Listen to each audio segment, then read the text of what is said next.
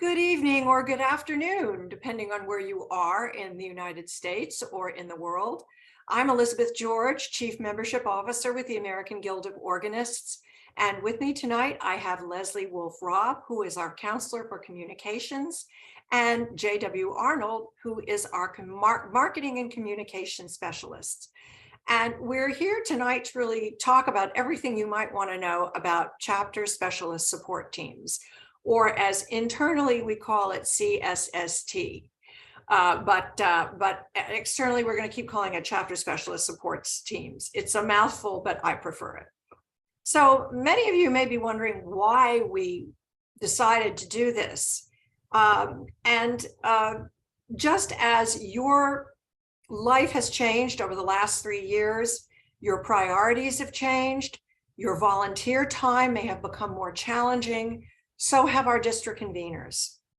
And we surveyed them probably about a year ago to say, would you be interested in having more direct support with our chapters? Because we know we need it.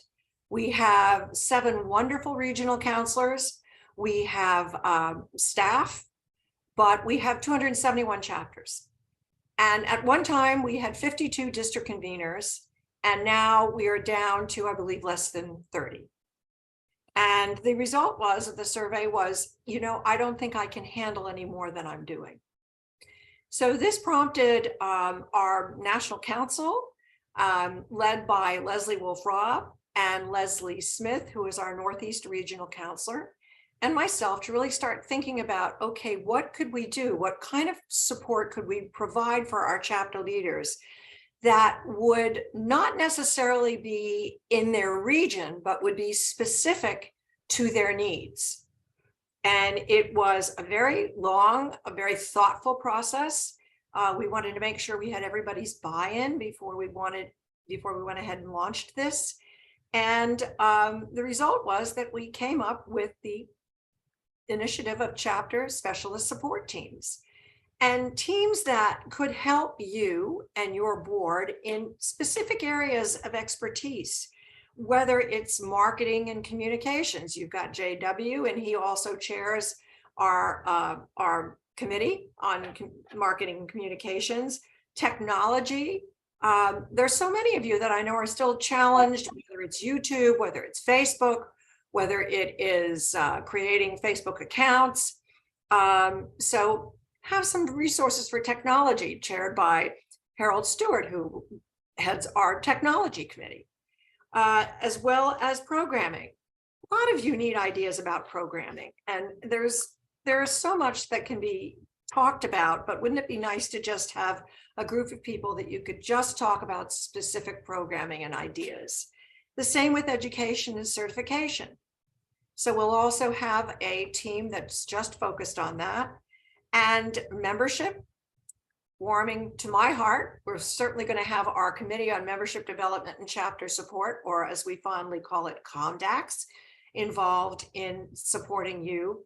And one topic that I know you've all struggled with over the last year is the responsibilities of and the dynamics of serving as a chapter officer. We've seen a lot of board turnover. I mean, every day it's like my subdean has moved or my treasurer has left. So it's really important that you have a team of subject knowledge experts that can help you with this, and as well as financial development. And we are hoping that, and we've gotten some wonderful submissions, thank you so much. We'd like to end up with maybe 6 people on each team. So that's kind of a little bit of the background of the history. And Leslie, do you want to talk a little bit more about this? I think one of the things we found with our district conveners was, in part, that the territories were so large, especially out in the West where I am. The distances were such that it made it difficult for them to get around to all the chapters. And then we find too that, wonderful as the district conveners have been, no one person can be an expert in all subject areas.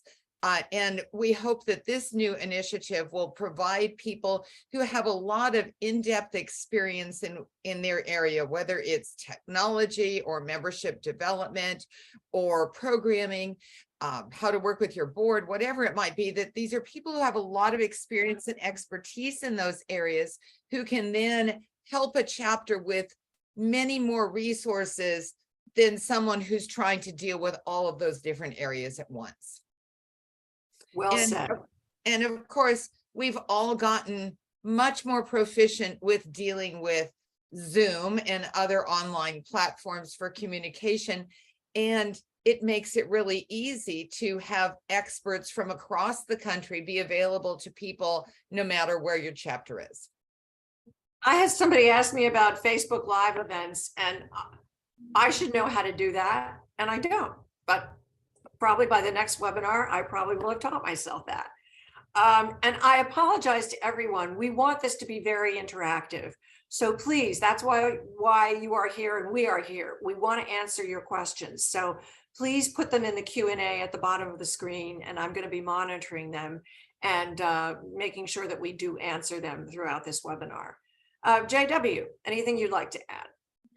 Well, I think this is a great opportunity for our chapters. We know that it's been a tough go getting back after COVID and getting your members going and energized again. And we really think this is going to be a great opportunity because we can pull in teams of consultants that can come in and really take a look at the challenges your chapters may be facing and really analyze them and figure out and draw upon the experience of these very experienced chapter leaders to help you to come up with some solutions and some plans of action to move forward.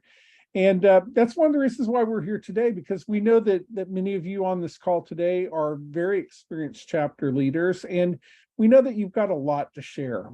And it really can make the difference for a chapter that may be struggling a little bit during this time. And so I think one of our goals tonight, if you're one of those chapter leaders who really loves getting involved with AGO and sharing the successes you've experienced, we hope that you'll sign up right away to become a member of our teams.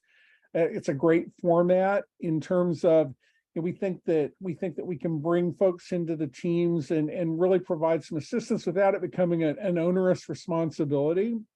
That's one of the big challenges with our district conveners, is they had a lot of responsibility, and the world is very different. So I hope that you'll, if you're one of those chapter leaders, you'll consider volunteering to participate on one of the teams. And if you're representing a chapter that maybe is having some difficulty, don't worry about reaching out. I mean, you have a lot of supporters that want to see you succeed, and we're there to help in any way that we can. And you'll be drawing on the expertise of not only experienced chapter and district leaders, and we have some former national council members and regional counselors that are going to be a part of this initiative, but you'll also have the resources of members of the staff as well. And so we're really excited. We think this is going to be a great initiative for our chapters. We certainly hope so. The term limit is going to be for a year. We're going to be monitoring this probably 6 months. At the 6 months point, we're going to send out a survey to our chapters to find out if they know about us, the chapter specialist support teams, and what their experience has been, if they've relied on a particular team, how it's helped them. But we're also going to do the same. We're going to send out a survey to those who are serving on teams, because we want to improve the experience. This is obviously something new, and we're going to learn as we do. But after 12 months, we're going to reevaluate. And our regional counselors are going to be very involved in this, our national council. We really want to take a look at this and see, okay, we've had some great successes, but where can we maybe improve upon what we're doing? So I know I had a lot of people that have emailed me to say, well, how long do I have to serve? And it's 1 year. And the focus will be, we hope that our team leader will distribute any questions or requests or help, so that not one person is going to have the responsibility of being the point person for each team. We want to distribute all of the responsibilities so that no one bears the burden of just being the one person that everybody contacts. So that's the other thing. And I see we do have a question here. How will you address the loss of the personal touch and local knowledge that district conveners brought to the situations they were called into? Well, I think that there's still going to be opportunities for us to stay connected, and opportunities for, I do a lot of traveling. Our whole way of working has changed. The dynamic of what we're doing has changed. We can't go back. We can't go back. Things are different. This new normal has prompted us to think differently and act differently. We don't want to lose any of those personal connections. And I'm looking forward, I hope, to seeing many of you, as I'm sure JW is, and Leslie and many of our staff at our regional conventions this summer. There's going to be a leadership training at each of these conventions. So we feel that at this point, this is the best way to stay connected. Any other thoughts on this question, Leslie? I would say, certainly, I know what you're talking about to the person who asked this, that sometimes there has been that local connection, but that hasn't been true in every region by any stretch of the imagination, just because in some regions, the distances the district conveners were expected to cover was so large that it was really difficult to have that. And we've had such a difficult time finding people who are willing to serve as district conveners. And so I'm not sure that happened as often as we might like to think. And I think that even when we're looking at someone over the screen rather than sitting down across the table, I think we still get to know each other. I'm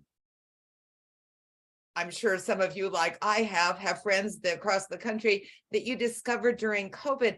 My gosh, we can have a really good time talking on Zoom a couple times a year rather than waiting until the off chance when we wind up at a convention or something together. And I would hope that the local knowledge aspect would be something that, as our chapter support teams work with a chapter, that they ask the questions that help them gain the local knowledge that they need. Whether it's that we're a big urban chapter and this is what we're dealing with, or we're a little small rural chapter and this is what we're dealing with. I think they're going to learn from asking you questions and from the knowledge that you share. And then they'll have that to bring to other situations as well. We are not a one-size-fits-all membership, and we're certainly not a one-size-fits-all chapter. So the chapters that are under 20 people have much different needs than the chapters that sometimes I call them the big corporations, like the LA chapter or the Philadelphia chapter or the New York City chapter. You all have special needs that are different. And we feel that, and we hope that our teams will represent this, so that we might have people that have had the experience of being on a small chapter or a medium-sized chapter or a large chapter, that they can bring that unique perspective to help you succeed. That's what we want. That is our goal, is to help you succeed as chapter leaders. You have less time to volunteer. We realize that. And as I said, we really thought a long time about this initiative, and we hope that you will be as excited as we are to give it a try. Do we have any other questions? Let's see. I can jump in, Elizabeth. Okay, sure. I would just say for the current district conveners that are out there tonight, we really encourage you to give this a try as well. I mean, it's going to be a very different experience for you. And it's a chance to kind of reach out and help chapters that are kind of outside of your local area as well. So it's a very exciting prospect for those current district conveners. We hope that you'll volunteer for a team in your area of expertise. And I think that the other piece of this is that, we are a big organization, and the world has gotten very small thanks to Zoom in the result of the pandemic. And what a great way to learn from other chapters. As a as a member of one of the teams, you may be called in to assist in a specific area, whether it be finance or programming or maybe marketing and PR. But think about the other strengths that those chapters have that you'll be able to gain from the experience and the knowledge as well. So we just think this is a very exciting opportunity to make AGO stronger and more connected, and really deal with some of the kind of organizational challenges that we've been facing for a long time. I mean, even if COVID had not happened, we were having the challenge of filling all the district convener spots. And now, thanks to the lessons we've learned, we think that this is a much better way to provide the support that our chapters need, and the professional development and the personal development that our leaders are seeking to gain as well. So we hope that you'll take a moment to fill out that form, and so we can have a conversation with you about how you can contribute to AGO. And some of the submissions we've received have been wonderful, because many of you have said, well, this is, I can serve on this team or that team. So there have been several different teams that you've been interested in. And so I've got a spreadsheet of everybody's name and a tab with the different teams. And what I've been doing on a weekly basis is sharing these with our regional counselors, because they want to be very involved in this, as they should be, because they work closely with you and they know you. The time frame is that by the end of April, we will have our submissions received, and staff, national council, regional counselors will get together and take a look and say, oh, wow, look, this person has signed up for 3 things, but one of the things that she signed up for was finance. And I know how strong she is in this area. Let's ask if she'd be willing to just start and serve on that team. So that's the decision process. We hope to then be contacting you in May, and then team training will begin in June, so that we have the summer to really get ready and ramp up and be ready for the fall. I'm trying to think if there were any other questions. Elizabeth, one of the things that we talked about earlier today was the question of how long working with a particular chapter might last. And I think that depends entirely on what the issue or concern is that the chapter is trying to work on. And I don't know that we have a ready answer for that. I think that that's very specific to whatever the issue might be. Definitely. I know from supporting chapters with specific issues this year, some of them have been a very easy fix.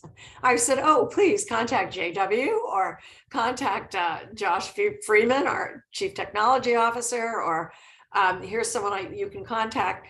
But there have been times when it's more of a challenging chapter issue. It might be a leadership issue, might be a board issue, and it takes time. It's not going to happen overnight, and it might take a few meetings and discussions, and that's fine. That's fine, as long as we're working together to come up with solutions, and that's what we want. We want you to be successful. We want to be successful in helping you.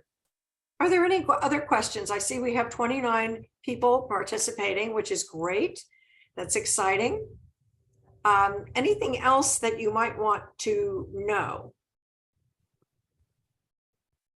I think we talked about who assigns the teams. Do the teams have a leader? Yes, for the most part. Our committees that we have set up in the AGO now, probably the chair of that committee, if it's technology or marketing communications or membership, will probably be chairing that. For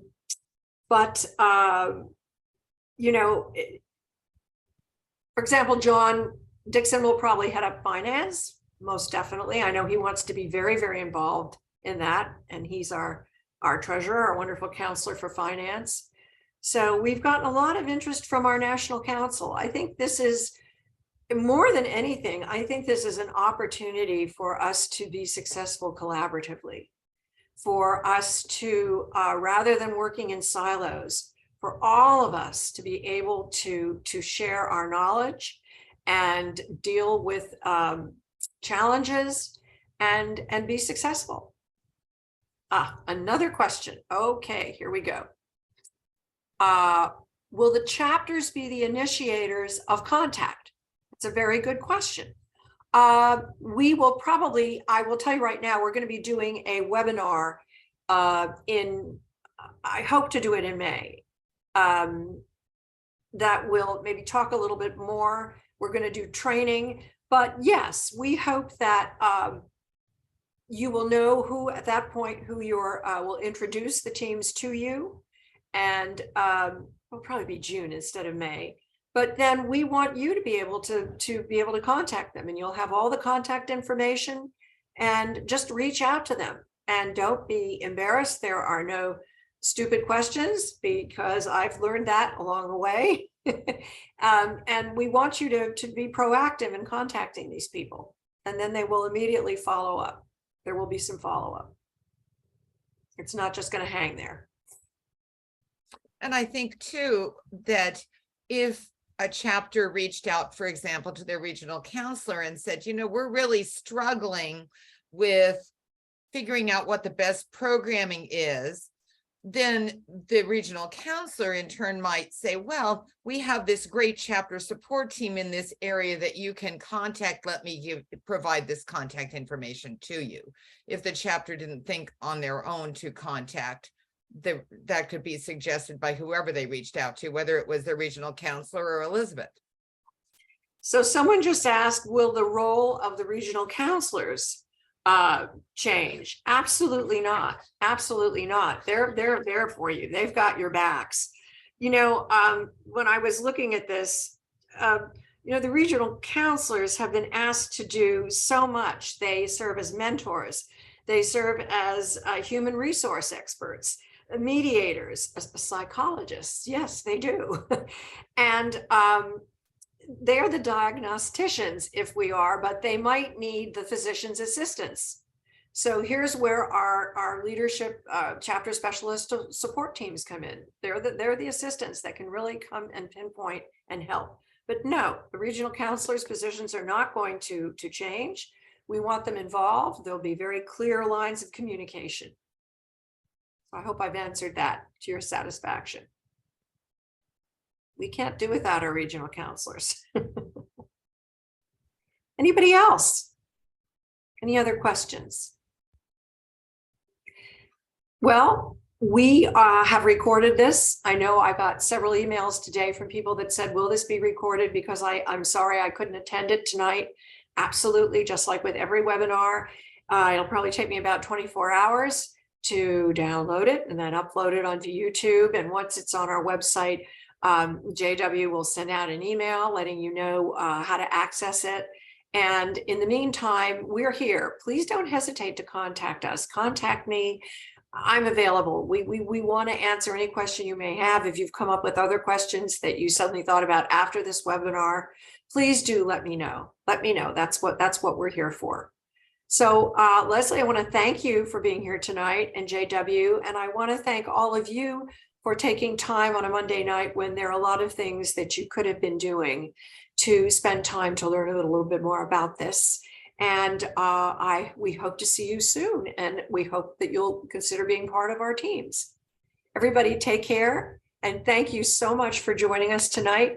Be well, and we'll see you soon.